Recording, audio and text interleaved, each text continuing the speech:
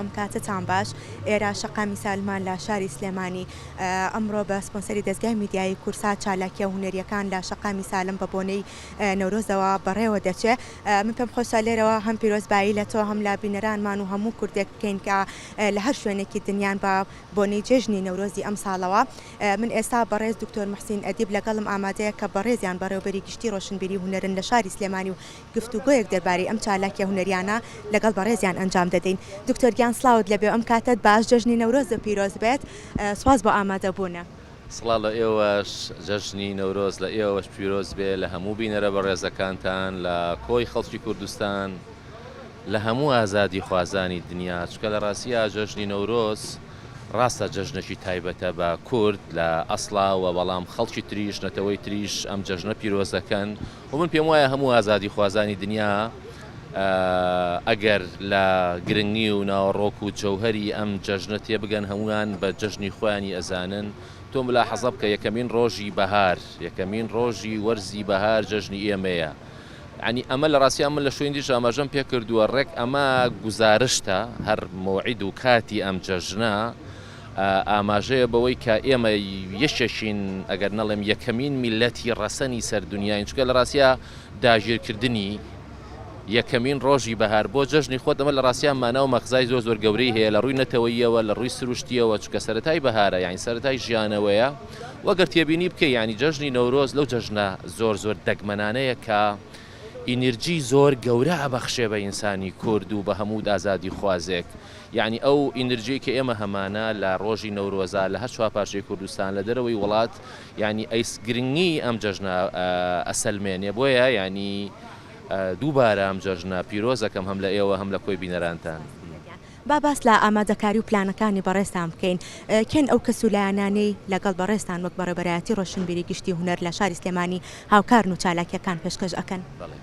خۆی لە ڕاستیە جەژنی نەورۆز بەوە ناسراوە کە جەژنێکی میلیە یعنی چی یعنی بەتەنها ئیشی حکوومەت نییە کە ئەم جەژنە و ئەم ڕۆژە پیرۆز ڕابگرێ لە ڕاستیە ئیشی کۆی ینی ئیشێکی توانم بڵێم میلیە جەماوەریە کۆی خەڵکی کوردستان خۆیان بە خاوەنی ئەم کارە ئەزانن ئەمە لە هەموو شارەکانی کوردستان ڕاستە و بە تایبەتیش لە سلەیمانی ئەم جەژنە لە ڕاستیە بە شێوەیەکی میلی کراوە.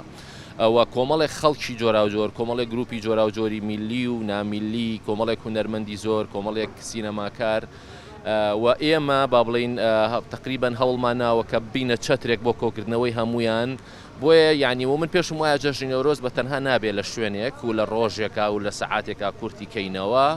ئەبێ درێژ کرێتەوە بەڕاستی باڵای بەرزتر کرێ بۆیە ناکرێ بەڕاستی بە تەنها لە شوێنێکا کورتی کەینەوە و لە ڕۆژێکا کورتی کەینەوە ڕاستە ئەمڕۆ ئێمە با بڵین لە مامەیارە ئاگرەکرێتەوە وەکو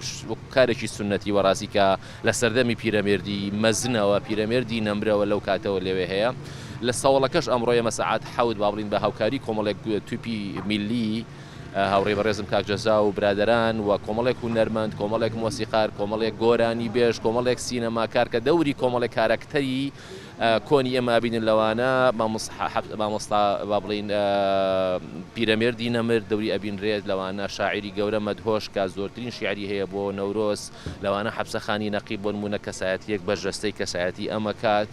و خۆشبەختانە هەر ئەمڕۆژ ئەم چالاکیە بەردەوام نابێت سبێنێش لە پارکی ئازادی کە چالاکیێکی گەورەیە کە ئینشەڵا سەعات 6:30 بۆ 7 دوای بەرەبانگ با بڵین لەوێش بە هەمان شێوە کۆمەڵێک خەڵک کۆمەڵێک هونەرمەند و کۆمەڵێک چالاکی جۆرا و جۆرە کرێ ئەمڕۆ دیسانەوە لە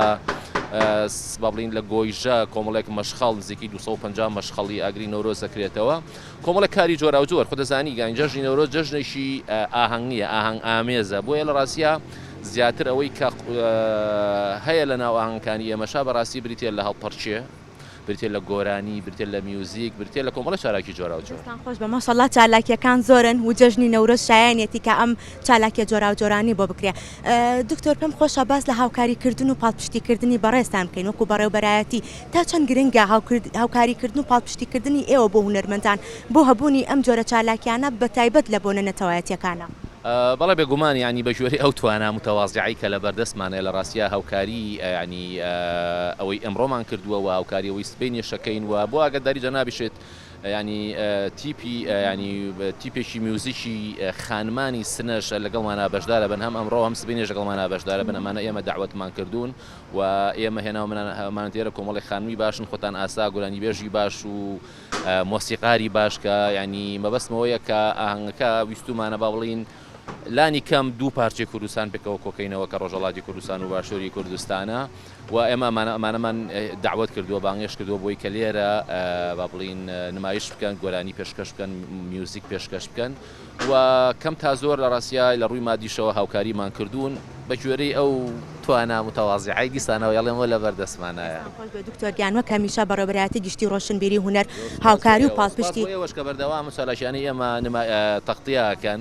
زۆر سپۆنسەری ئێوە کورسات بەڕاستی سپۆنسەری میدیایی ئێمە هەم لێرە ئەمڕۆ ئەم سبینە لە پارکی ئازادی و من لە ڕاستیا دەستخۆشێکی زۆرم هەیە بۆ ئێوە بە تایبەتی با بڵین کەناڵی کورساتی هونەری کە لە ڕاستیا ینی پارێزگاریەکە لە هونەری ڕەسەنی کوردی من بۆ خۆم بەڕاستی هەمیشە شانازیم پێوە کردووە چکە پاراستنی ڕەسەنایەتی هونەری کوردی و کولتوری کوردی لە ڕاستیا ینی ئەرچێشینەتەوەی و ئەخلاقی ئێمەیەوە لەمڕۆ لە ڕاستیا کورساتی هونەری دەورێکی زۆر باشی ژێڕاوە بۆی لێرەوە هەم دەستخۆشیان لە یەکەم هەم پیرۆزبایی لە کۆی ستافی ئەو کەناڵە جوانەکەم. بۆ بەڕێست و سپاس دکتۆرگیان بۆ وشە جوانەکانێ زۆر سپاس کورسات هەمیشە ماڵی هەمووان بۆ پاڵپشتی هونەرمەندان بووە بەڵێ سەوسەن لێرە ئامادەکاریەکان بەردەوامی هەیە و چەند چالاکێکی جۆرا و جۆر ئەمڕۆ هەر لە شەقامی سالم نمایش دەکرێت و پێشکەش دەکرێت من بەڕێز هونەرمەند جەزای ساز لەگەڵم ئامادەیە گفتوگۆیەک لەگەڵ بەڕێزیان دەکەین کاک جەزاییان سلااوت لەبێت جژنی نەورۆزت پیرۆز بێ ماشەڵڵا جلەکانیش زۆر جوانە. نەورۆزیەوەش پیرۆز بێت لە شاشە جوانەکەی کورسات لە جەماوەری کورسات لە خەڵکی هەموو کوردستان. کاک جەزاییان ئەو چالاکیانە چین کە ئەمڕۆ بەڕێستان پێشکەشیەکەن وە جیاوازی چالاکی ئەم ساڵتان لەگەڵ ساڵانی پێشووتردا چییە و خۆی لە چیدا دەبینێتەوە؟ ڕاستی ئەملێتە ناشەرمەوە ئێستا ئەم ساڵی وبیلی زێڕینە 25 ساڵی ڕێک ئێمە یادی نەورۆزەکەینەوە جژنی نەورۆز پیرۆزەکەین زۆربەی ساڵەکان ئەتوانم لەو 25 ساڵی بڵم زیاتر لە 15 ساڵی لە شەقامی سالم لێرە ئێمە فستیڤالمان ڕێخستەوە و هەندێک ساڵ لە گردی مامەیارە یا لە بەردەمی پاڵاز لە باخی گشتی لە پارکی ئازادی هەر ساڵ لە جگایە بەڵام زۆترین کات ئێمە لە شەقامی سالم ئەم چالاکیمان ڕێخستەوە ئەم ساڵ بە سوپاسەوە کەناڵی کورساتی خۆشەویست و ساڵی پاریش هەر لەگەڵمانە سپۆنسەری میدیاییمان بوون چالەکەکان خۆی لە گۆرانی و سرود و سرودی نەورۆز و داگرستانی مەشغەڵی ئاگری نەورۆز و هاوکات هەندێک چالاکی و نمایشکردنی کاراکتەرەکانی وەکو حەبسەخانی نەقیب و پیرەمێدی نەمر و کاوەی ئاسنگەر و مەدهۆشی شاعیر و چەند کەساتێک لێرە لەگەڵمانن و هەر ئەمە ئەم نەورۆزە گرنگە بکرێت ڕاستە ئەم ساڵ لەگەڵ ساڵی پاریش هاوکات بوو لەگە مانگی پیرۆزی ڕەمەزانە بەڵام ئێمە ڕێز دە مانگی پیرۆزی ڕەمەزانەکەین هەتا دوای بەربان و ڕۆژوشکانن هیچ شتێک لێرە ناکرێت لە کاتژمێر حەوت دەستەکەین بە دەستپێکی ناو بڕگەکانی ئاهەنگەکەمان. کێن ئەو هونەرمەندانی کە ئەمڕۆ لە چالاکیەکان بەشدارن؟ لە ڕاستیە باشترین هونەرمەندەکانمان لێرەیە ئەمەیە بە خەڵکی کوردستان بڵێم لەسەر بودجێ گشتی نییە چکە خەیرانە بۆی نەڵم پارەیان نەچێ بوو لەسەر بودجێ میلەت نییە هیچ بودجێکی بۆ تەرخان نەکراوە لە هیچ شوێنێکی حکومیەوە تەنها و تەنها خۆبەخشانە هونەرمەندی ئەگەر ئەم شەو بچێ بۆ لای موزیکێ بە $1000 ناچێ لێرە بەبێ بەرامبەر بەشدار لەگەڵمانە لەو هونەرمەندانە عومر مشیاویە کاروانی نەیە عەلیارەیە خاتو نێرگزە خاتو نەرمین ڕەزایە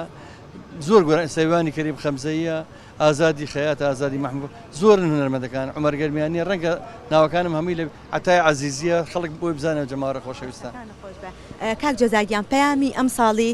کۆمەڵی هونەری میلی کوردستان چی دەبێت؟ لە ڕاستیە من هەر ئەو ناڵێم ئەو مەشغەڵەی ئاگری نەورۆزە کە بڵێسەی هەیە تا ئێستا کورد ئێشتا